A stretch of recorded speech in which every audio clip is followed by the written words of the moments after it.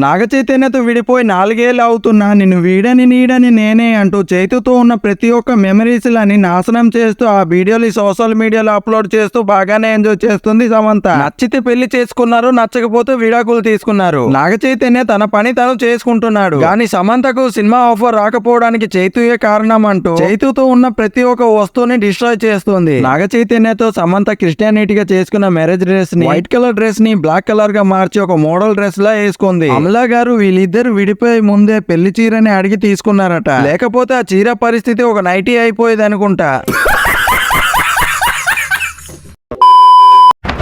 Simple English, no confusion. మామ May 9th కలికి release అవుతుందో లేదో తెలియదు కానీ స్పిరిట్ కన్నా ముందే సలార్ పార్ట్ 2 అయితే రిలీజ్ అవుతుంది. నీల్ మామ ఏడాది లోపు షూటింగ్ ని కంప్లీట్ చేయాలని రెగ్యులర్ షూటింగ్ ని జూన్ లో మొదలు పెడుతున్నాడు. సలార్ పార్ట్ 2 లో మనకి ఇద్దరు హీరోయిన్లు కనిపించబోతున్నారు. ఒకటి శృతి హాసన్, ఇంకోటి కీరా అడ్వాణి. వరదరాజ్ మన్నార్ కు జోడీగా కీరా అడ్వాణి నటించనుంది. మీరు ప్రభాస్ అప్కమింగ్ మూవీస్ లలో ఏ మూవీ గురించి ఈగల్ గా ఎదురు చూస్తున్నారో ప్లీజ్ కామెంట్ చేయండి.